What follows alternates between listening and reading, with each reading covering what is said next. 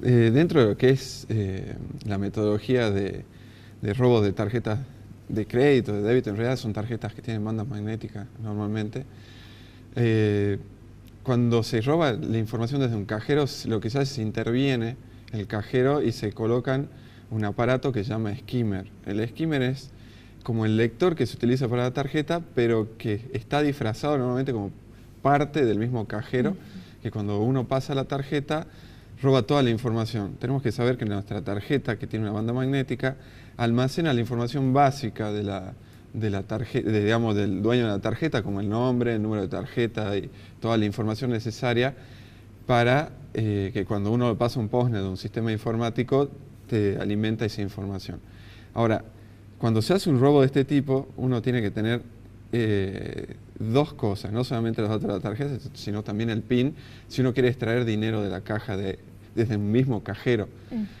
Normalmente la metodología, a mí lo que me parece un poco raro de todo este asunto es de que normalmente la metodología es de que la persona que roba con este método interviniendo en un cajero sabe de que el cajero en un momento va a la gente a hacer una recarga y cuando la recargan van los técnicos y hacen cargas y tocan información dentro del cajero, entonces se darían cuenta si está intervenido. Normalmente cuando un delincuente interviene en un cajero no está el aparato más de 4 o 5 horas colocado, se lo coloca normalmente en horarios donde no hay movimiento y en cajeros que son alejados, que no hay movimiento de gente. Pero suele utilizarse los fines de semana largo, por ejemplo. Los fines de semana largo, o también podemos decir en horarios de la madrugada, donde hay algo de movimiento, pero no lo suficiente como para ser detectado. Pero no creo que sea muy probable de que haya un aparato de estos que esté instalado más de 4 o 5 horas en un cajero, porque si no sería detectado con los técnicos cuando van a hacer la recarga del dinero, porque no es algo que sea imperceptible. Digamos, tal vez para el común de la gente sí, pero un técnico que va y toca la información del cajero diariamente se da cuenta de las variaciones. Entonces, lo que nosotros decíamos, necesitas un skimmer que es para clonarte la tarjeta de alguna forma, y después necesitas algo para el PIN. Si vos necesitas el PIN, necesitas normalmente o colocar un teclado falso sobre el teclado original del cajero que se lo pega, que es finito, y que si uno lo toca se puede llegar a dar cuenta, o una cámara oculta en donde se te vea la mano cuando tecleas el PIN. Normalmente, si no está esa combinación, la tarjeta no sirve para extraer desde el cajero. Si se daría alguna de estas cosas, ¿nosotros podemos prevenirlo? Digo, ¿hay alguna forma que podamos hacer en el cajero para darnos cuenta de que está colocado este aparatito? Normalmente, si uno ingresa a un cajero y toca la parte donde está el ingreso de la tarjeta, muy probable que eso esté pegado y se pueda despegar. La otra, la más sencilla, es que cuando uno marque su PIN, se tape con la otra mano para que si es filmado no se lo vea. El cajero, el teclado falso que se pone arriba de un cajero es realmente bastante detectable por las personas. No es imperceptible. Normalmente lo que más se usa es una cámara oculta a donde van los folletos o pegada arriba como disimulándola. Pero yo creo que lo mejor es taparse el PIN y si uno quiere tocar un poquito donde entra la tarjeta a ver si no está flojo o si no se sale. Normalmente si eso está colocado uno lo mueve y se sale. Eso sería, digamos, las técnicas normales. ¿Se puede haber utilizado otra forma para llegar al vaciamiento de estas cuentas? Sí, digamos, lo raro de este caso es que normalmente cuando uno hace una operación en un banco es trazable, es medible o uno puede saber, le sale en el resumen. Digamos, si a mí me extrajeron utilizando una metodología de robo de tarjeta de débito, sacando plata de un cajero, queda el registro de que se extrajo por un cajero. Si no queda ese registro, quiere decir que no se extrajo por un cajero y se manejó por otro método que no sea una extracción con una tarjeta clonada. Normalmente cuando uno hace un viaje o utiliza una tarjeta ya sea de crédito o de débito, es donde uno tiene que tener más cuidado que cuando va a un cajero. Porque normalmente nosotros en Argentina estamos acostumbrados que cuando va a pagar con una tarjeta a un comercio, normalmente que se en en un restaurante, por ejemplo, el mozo se lleva nuestra tarjeta y después vuelve con el ticket. Nosotros tenemos que darnos cuenta que para clonar una tarjeta hace falta pasarlo por un aparatito y nada más. Ese aparatito lo que hace, toma los datos de mi tarjeta, los guarda en una memoria y después yo puedo ir a extraerlo como un tipo pendrive. Entonces, nosotros la principal forma de cuidarnos es no perder de vista nuestra tarjeta en primer modo. En otros países, cuando uno va, por ejemplo, a Brasil, Europa o otros países, normalmente cuando uno va a usar el postnet, se acercan con el postnet inalámbrico y uno mismo pasa la tarjeta. Eso es debido a que en esos países hay muchos registros de estos tipos de delitos. Entonces también puede ser de que las personas le roben sus datos de tarjeta y no haya sido en 10 días anteriores ni 20 días, puede ser un año. Claro. Cuando uno roban los datos no pueden estar almacenados y no se da cuenta hasta que se usa. Hablando de este robo de datos, muchas veces somos nosotros mismos los que terminamos dando nuestros datos. Digo, por ahí nos llegan algunos mails que identificamos como los mails de los bancos pidiéndonos datos o pidiéndonos cambios de clave y accedemos a eso pensando que es la entidad bancaria y en realidad no lo es. Claro, esa es una metodología que la más sencilla para el delincuente y últimamente la más efectiva y más masiva, llamémosle, a nivel mundial. Normalmente ese tipo de delito se llama phishing o pescar sería. Lo que busca es mandar un correo electrónico simulándose una entidad bancaria y solicitándole que debido a problemas técnicos o modificaciones en su página web o cualquier situación que ellos planteen ahí, uno tiene que ingresar a un link, a una dirección que está puesta ahí en la página y cuando ingrese cargue la información porque perdieron la información o para renovar los datos.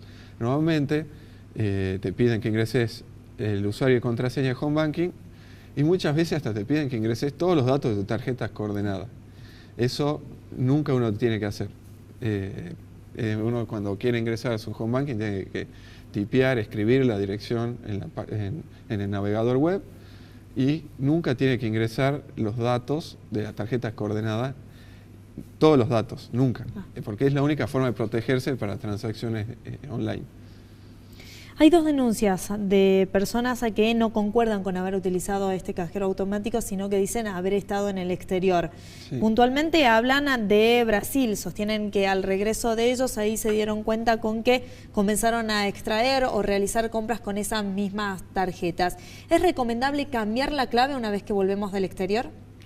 Sí, yo creo que lo importante es cambiar las claves, tanto de Home Banking como el PIN del cajero, con frecuencia y más cuando uno, por ejemplo, ahora hay una duda respecto a un cajero automático. Si alguien usó ese cajero en cualquier momento, no solamente 10 días atrás, por las dudas uno tiene que ir y cambiar la contraseña, el PIN del cajero.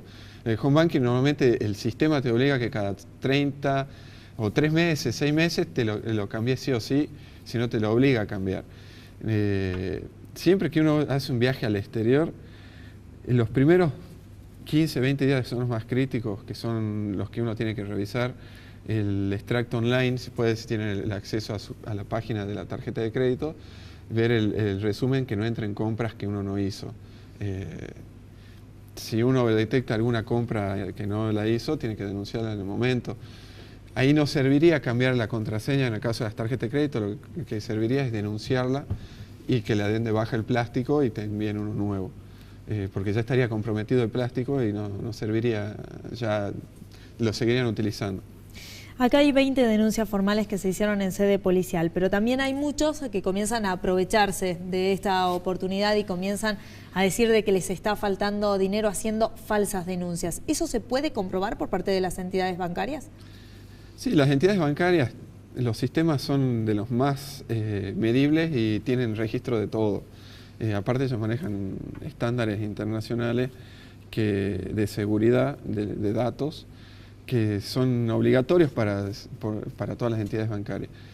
Ellos tienen la posibilidad de saber si realmente lo que ocurrió, por qué ocurrió y si alguien hace una denuncia, si realmente es así o no es así. Digamos, tomemos en cuenta que algo básico que tienen todos los cajeros es una cámara. Entonces si yo dije estuve tal día, tal hora y saqué plata, uno puede remitirse a la filmación de la cámara y saber si esa persona estuvo, como algo básico, pero igual los sistemas informáticos, cada una de las transacciones que uno realice, ya sea online o compras por un postnet o la misma online en una página web o extracciones, todo eso está trazado, está registrado en los sistemas informáticos de las entidades bancarias. Entonces ellos pueden saber si realmente eso ocurrió o no ocurrió. Vivimos en un mundo donde todo se maneja por claves. Tenemos clave para todo en la actualidad. ¿Nuestras claves están seguras? Y todo depende de las costumbres de las personas. Las claves seguras, siempre se recomienda que uno trate de no utilizar las mismas claves para todo lo que uno utiliza, y normalmente con ciertos parámetros de seguridad. No hay que poner fecha de cumpleaños, no hay que poner nombre de los hijos, o no hay que, por más de que el problema es de que mientras más compleja es la contraseña, menos nos la acordamos. Claro. Y si nos queremos acordar, la hacemos muy vulnerable a la contraseña. Entonces, tenemos que llegar a un punto donde la contraseña por lo menos tenga 8 caracteres, tiene que tener por lo menos un carácter mayúscula, y tiene que tener números, tiene que ser alfanumérica, como para que sea más complejo. Igual, lo recomendable es que si uno hace operaciones con home banking, por ejemplo, nunca lo haga desde computadoras en un ciber, por ejemplo, o que no sean propias, porque son computadoras que uno no conoce si tiene algún virus o algún programa malicioso que puede captar mi información. Muchas veces utilizamos en el celular las APP, abrimos el home banking y una serie de cosas. El tema es que el celular, mientras lo tenemos nosotros y lo podemos utilizar nosotros solos, no hay problema. El tema es cuando perdemos el celular o cuando cae en manos de otras personas. Claro, normalmente las aplicaciones de home banking que se instalan en los celulares te pide una autenticación, una contraseña cuando uno la abre. Igual, a veces uno agarra y en un blog de notas o algo dentro, un programita dentro del celular, anota todas las cosas que no se acuerda. Por ejemplo, las claves de home banking o las claves de acceso a mi correo, todo lo que nos olvidamos lo anotamos en el celular. Lo importante en el celular es tenerlo con contraseña. Digamos, si a mí me roban el celular y uno tiene con PIN o con el patrón ese que es un dibujito que uno hace en la pantalla o una contraseña, si a mí me roban el celular es muy poco probable que me la puedan desbloquear, a menos que sea muy sencillo o lo sepan de antemano. Entonces siempre uno el celular lo tiene protegido con alguna contraseña, para evitar que en caso de robo me saquen la información que yo puedo tener que sea sensible. Igual se recomienda que en el celular uno no deje información sensible, menos anotada si no está protegida de alguna forma. Cuando recibíamos estas denuncias nos llamaba la atención y lo tomábamos como poco común aquí en Salta, pero en realidad es más común de lo que creemos en el mundo. En realidad sí, en realidad lo que no es muy común es la intervención de un cajero automático, lo que es la clonación de una tarjeta por medio de un cajero. Tenemos que tomar en cuenta que cuando uno normalmente le roban un número de tarjeta, hay un mercado negro de esto. Uno en internet, en lo que se llama la web profunda, la deep web, que es la parte donde no entra la gente común, hay todo un mercado de venta de tarjetas, de números de tarjetas, y las tarjetas de débito no son tan, llamémosle, buscadas, porque las tarjetas de débito no se pueden utilizar normalmente para hacer compras online. Sí, las tarjetas de crédito. Las tarjetas de crédito son las más vulnerables, porque no es necesario ni tener métodos muy complejos para poder uno hacer compras online. Porque uno cuando hace una compra online no necesitas identificar a la persona con un DNI o con nada. Uno lo que necesita es tener los datos que están impresos en la misma tarjeta en el frente y en el dorso. Quiere decir que yo para robar los datos de una tarjeta solamente necesito una cámara de foto, que la tiene todo el mundo en un celular. Aparte, la tarjeta de crédito es la que se utiliza normalmente cuando uno va al exterior. En Europa, normalmente, cuando uno viaja a Europa, aunque suene extraño, tiene que tener mucho más cuidado cuando vuelve, porque hay muchísimos casos de gente que viaja a Europa y cuando vuelve le aparecen compras que nunca realizó. cuando uno vaya al exterior, lo que tiene que hacer es denunciar el viaje, ya sea en la entidad bancaria o en la página web de la tarjeta de crédito, es decir, yo viajo de tal fecha a tal fecha, y si fuera de ese periodo se realiza una compra, uno la denuncia y automáticamente la tarjeta, digamos, te devuelve el dinero o la da de baja, depende de la situación. Pero tiene que tener cuidado uno sí con la tarjeta de crédito. Y nunca perder de vista el plástico aparte, porque la gente está acostumbrada a dejar el plástico y que se lo lleven, y es muy fácil clonarla o sacarle una foto y después utilizarla.